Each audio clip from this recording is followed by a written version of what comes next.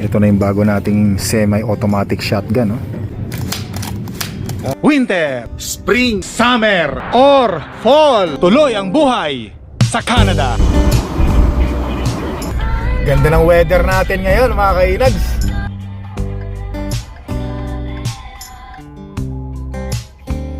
Tumataas na naman yung temperature natin ngayon, kaya yung mga snow natutunaw na. So itong week na to, buong week, nako, napakaganda ng ating weather.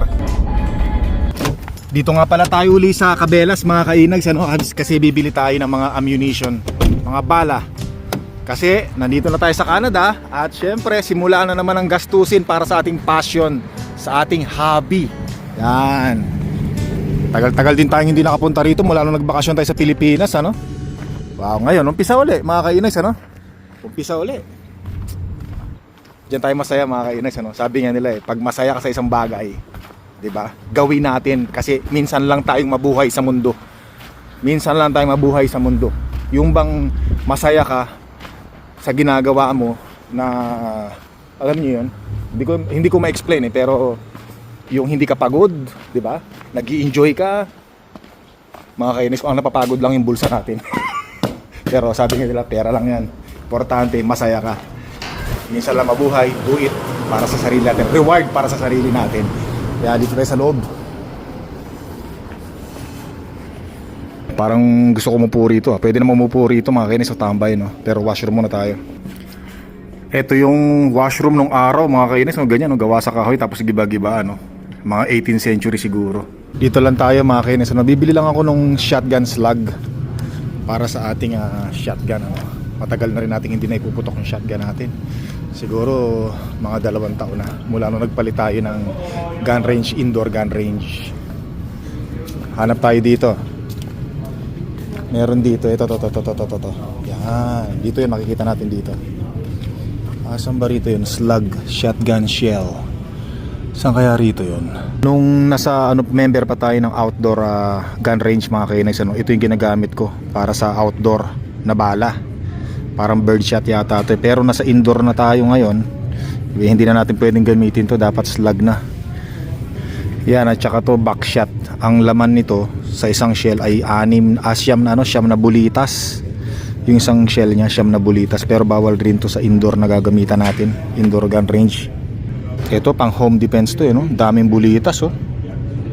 Yan, bulitas, oh. Home defense para sa bahay pag may intruder. Yan, so ito, mga kainags, kukunin natin. Ayan, oh. Slug $30, no? 25 shots. Yan, 25 shots. Kuha tayo nito.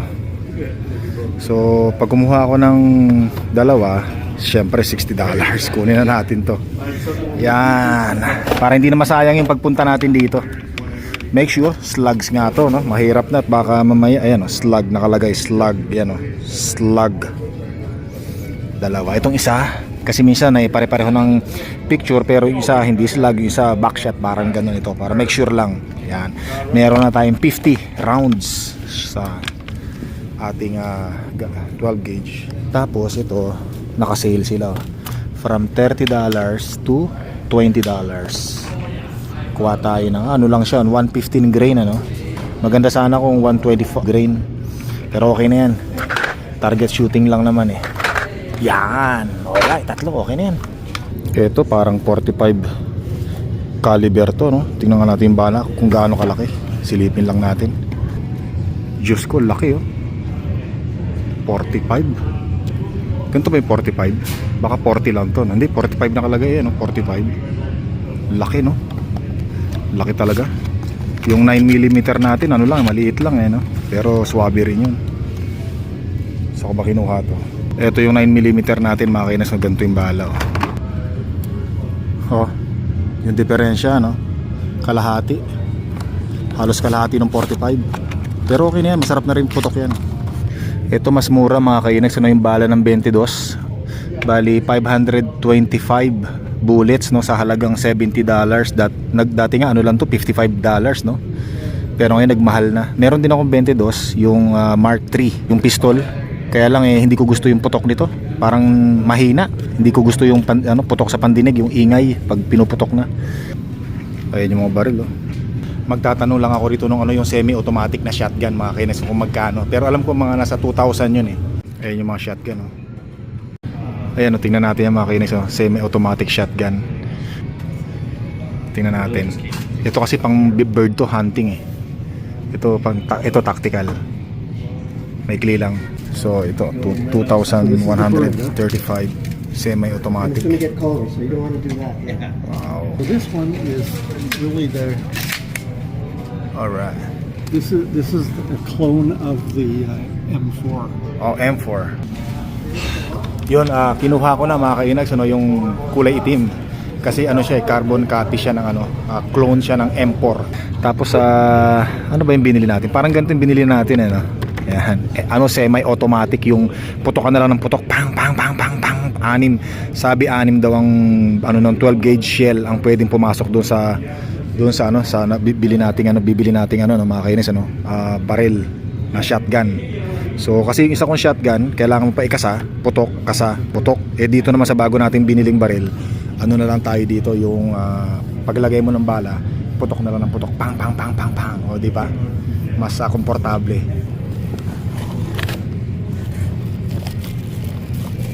Comes with the chokes too. There you go. And there's your choke key there. Oh, full chokes. Yeah. And the choke key. Okay, ito na yung bago nating semi-automatic shotgun, no? Naku, ganda, excited na ako. Defense. Yan, made by Charles Daly. O, di ba? Ito lang naman ang hinahanap ko yung yung semi-automatic na shotgun mga kainags, ano? Para hindi na tayo kasa ng kasa. Isang kasa, bang bang bang bang. Yan. Ayos, collection na naman mga kainags, ano? Excited. Alright.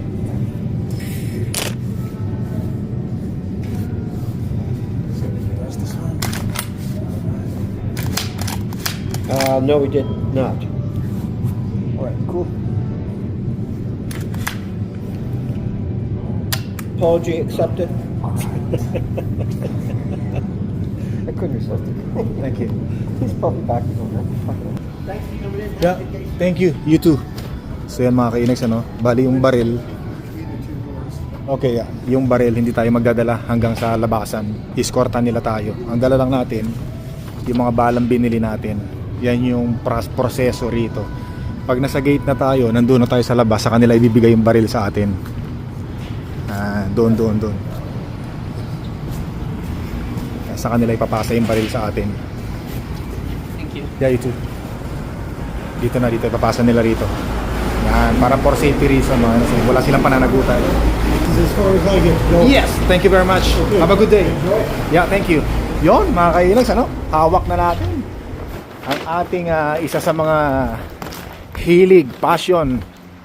Salamat sa Panginoon. Siyempre, kailangan natin magpasalamat sa Panginoon dahil yung mga pangarap natin sa buhay ay na pinaghirapan natin, mga kainas, unti-unti na nating natutupad kahit papaano. Maraming salamat sa Panginoon.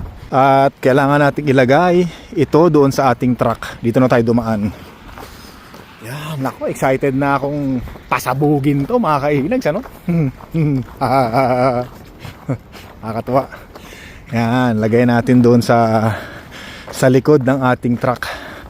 So hindi natin pwedeng ilagay itong dala-dala natin kung saan-saan, may mga specific na lagayan talaga to, kaya importante talaga yung kumukuha tayo ng safety ng examination, kasi diyan natin matututunan na lahat. Teka lang, buksan ko lang muna, sakyan natin. Uwi na muna tayo ng bahay at ilalagay na muna natin sa safety place yung ating nabili.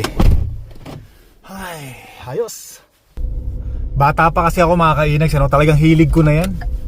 Yung mga baril-baril, mahilig tayo sa mga, nung bata tayo, mahilig tayong gumawa ng mga kahoy na baril yung mga korteng baril, ginagawa natin baril-barilan nung araw Tapos sa Pilipinas, hindi ko kayang magkaroon ng mga ganyan, mga kainis, ng baril, kasi nga masyadong mahal at hindi kaya ng ating budget. Malayo sa budget natin, hindi natin kaya, kaya salamat na lang ako sa Panginoon, gawa ng dito sa Canada na-afford natin kahit pa paano. Yung una nating tiningnan na semi-automatic mga kainags, ano, na shotgun, 2,000 plus, di ba? Tsaka ang brand nun, Beretta, magandang klase talaga yon. Kaya lang 2,000, buti na lang pinakita sa atin yung isa, mas mura, di ba mga kainags, ano? Ano lang naman sa akin, gusto ko lang na magkaroon talaga ng shotgun na semi-automatic talaga, yun lang naman. So mabuti na lang pinakita sa akin yung pangalawa, kaya nagustuhan ko agad. Medyo pasok naman sa budget natin, kaya sabi ko, sige, kunin ko na yan. Kesa, di ba, sayang baka mawalan pa yun kasi madaling maubos yung mga mga baril dito mga kainan, so maraming bumibili, dalawa na lang yung stock nila, kaya kinuha ko na kaagad. Sabi, kunin ko na yan, sige, baka mamaya magsisipa ako pag umuwi ako sa bahay, di ba, layo-layo pa naman nung kabelas mga kainan, ano? Yun, kinuha ko na. Tapos yung original siya ng M4, no? Clone siya ng M4 yung nabili natin, yung original na M4 na semi shotgun automatic mga kainags, ano, nasa 3,000 plus daw ang presyo noon, Canadian dollars. Since clone, may pagkakaiba siguro, konti lang. Kinuha ko na. Ang pagkakaiba lang talaga nila, malaking pagkakaiba nila yung presyo, di ba mga kainags, ano? Kasi yung original na M4 na ganun, indestructible daw talagang ginagamit yung pang operasyon, mga talaga tactical operation. Pero to, syempre, hindi siya original. Ingatan lang natin ng maayos. Meron naman siyang warranty mga kainis, yung 3 years. Diba? Tsaka hindi naman tayo yung talagang madalas pupunta kung saan para gamitin yung binili natin. Kaya okay lang yan.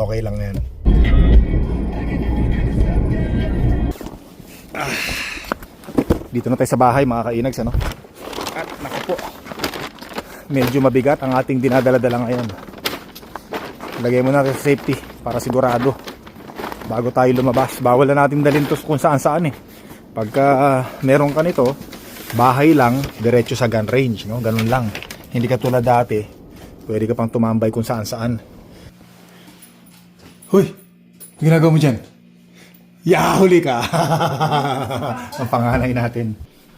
Punta muna tayo sa gun range mga kainags, ano? Diyan na rin yung kompleto na. Make sure kompleto. Mahirap kasi yung pupunta tayo sa gun range, kulang pala, hindi natin mabuksan yung baril natin. Pambihira. Nangyari na sa akin yan. Yung gun range ko nasa Wabamon pa, layo, no? Bumiyahe kami na halos 1 oras nung nandoon na kami. Nakalimutan ko yung susi ng kandado ng kaha, nung case ng aking mga pistolas. Kaya ginawa namin, bumalik-uli kami rito. Abala, gasolina, pagod, nako. So yun, kaya make sure, although malapit lang naman tayo, pero siguraduhin natin yung sigurado. Importante yung ating membership ID. Yan, kung sakaling ma-pull over tayo ng police, meron tayong papakita na pupunta po ako sa Wild West kasi po ako ay magpapaputok. Yan, tsaka yung PAL license natin, dala dapat natin yan lagi. Para avoid iwas balakid. Yan. Aray ko po, Diyos ko, kung bigat. Alis muna tayo. At habang may araw pa ay enjoy natin mga kainags, ano? Pupunta lang tayo sa West Edmonton Mall para gawin natin yung ating passion at hobby. Traffic kanina pa traffic dito. Ay naku, mukhang merong aksidente doon sa harap, ano? Meron ko nakikitang ambulansya, bumbero. Yan, padaanin natin tong pasulusutin natin to, bigayan tayo rito. May banggaan nga, yun, no?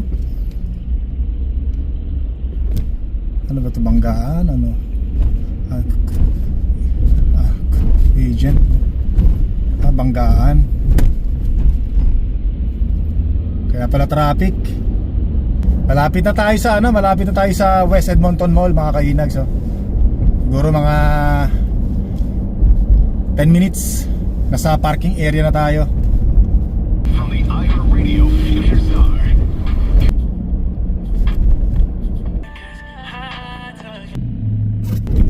Tapos na yun rito, MRT, ganda na tingnan,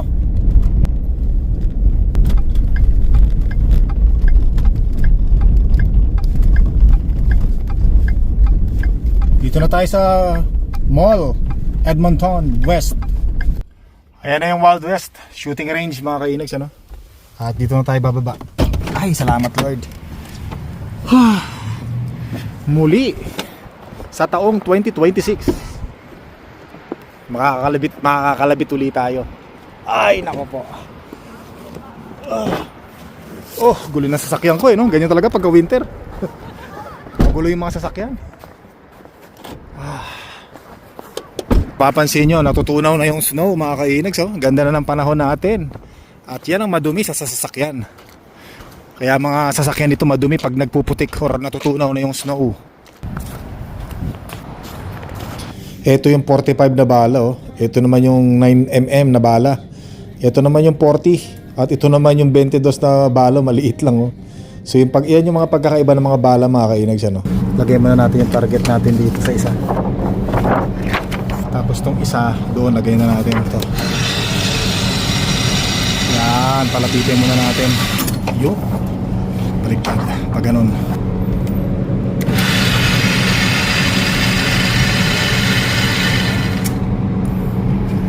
Yan yung mga bala natin ano. Yung gagamitin na muna natin ngayon, Glock muna nga kainags. Yan. Ayos. Basta lagay na tayo ng bala. Buti na lang mayroon tayong reloader dito para tayo mahirapang maglagay ng bala sa magazine. Yan.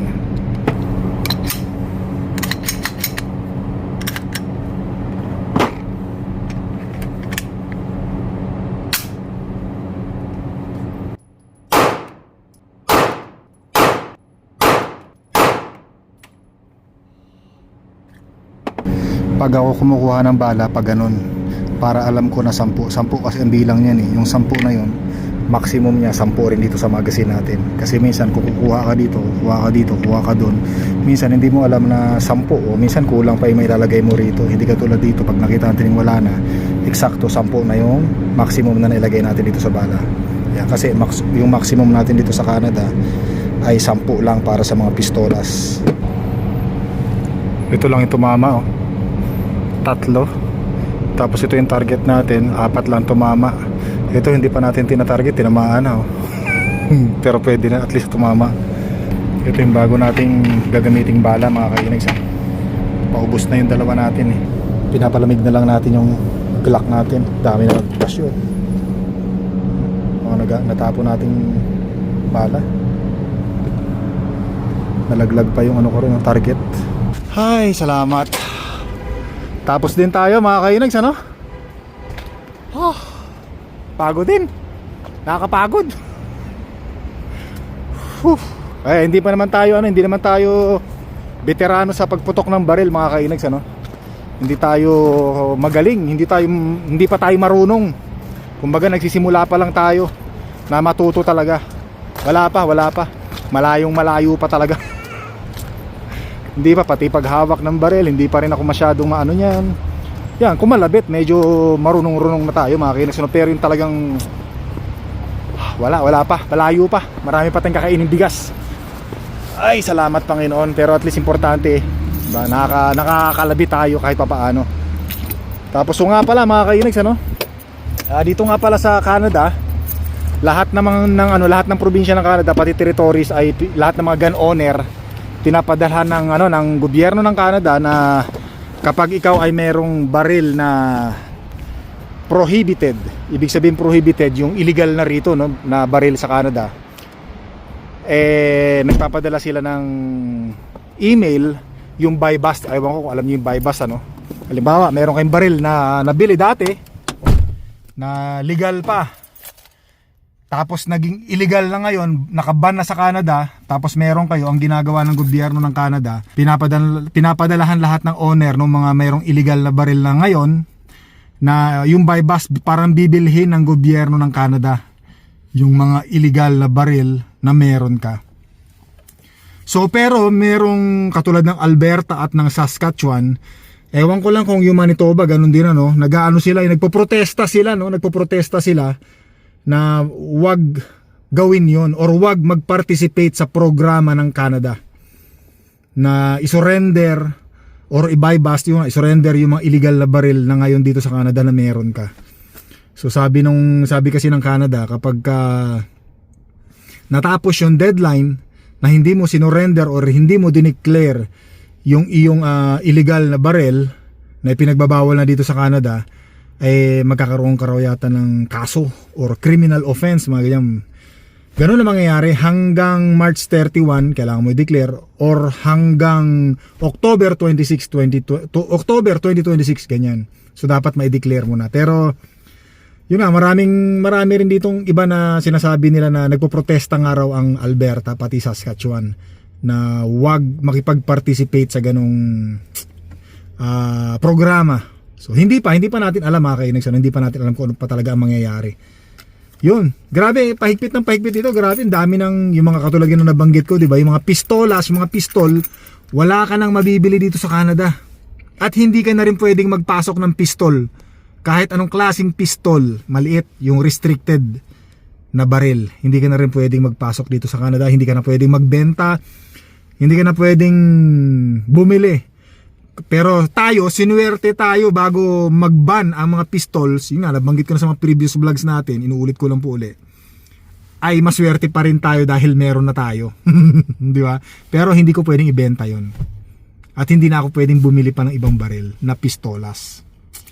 So hinihintay na lang natin kung sakaling ma-lift up yung batas, yung pagiging illegal ng mga ipinagbabawal ng baril dito.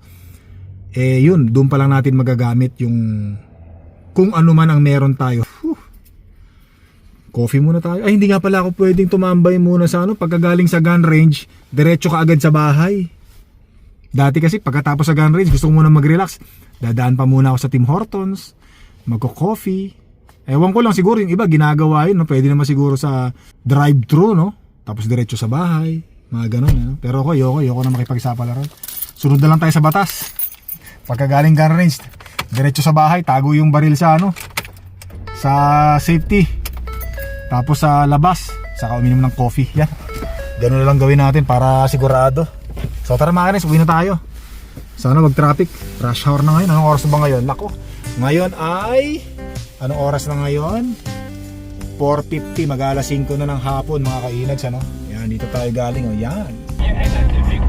Traffic na naman tayo rito, Rush hour kasi may ginagawang tulay, construction dun sa dulo. Yan mga kainags, hanggang dito na lang po yung vlog ko. Sana nag-enjoy kayo. Don't forget to subscribe, click the like button, leave your message po, at maraming salamat. Hanggang sa muli po.